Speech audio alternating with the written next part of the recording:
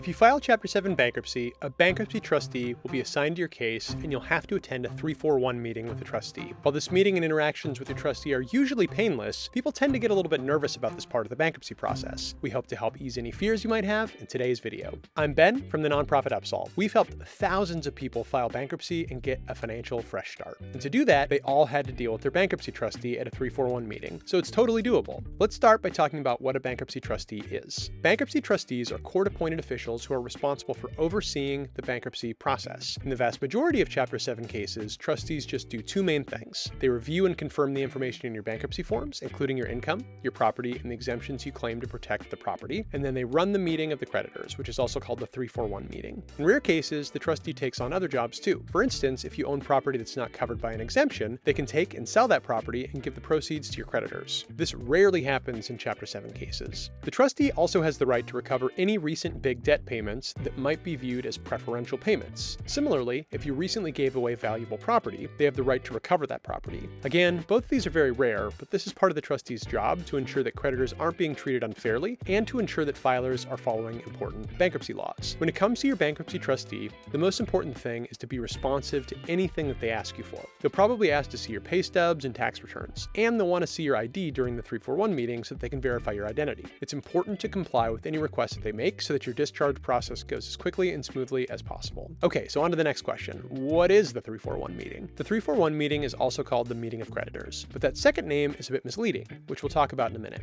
The 341 meeting is a required part of the bankruptcy process. It happens after you file your forms with the court. It's not like a court hearing. There's no judge, and it's not held in a courtroom. In fact, most 341 meetings are held virtually these days. The purpose of the meeting is for your trustee to verify your identity and the information in your bankruptcy forms. This isn't an investigation or a close scrutinization of your forms. Most of these meetings are pretty quick. 10 minutes or less, and many trustees ask a standard list of questions. You can learn more about how to prepare in this video.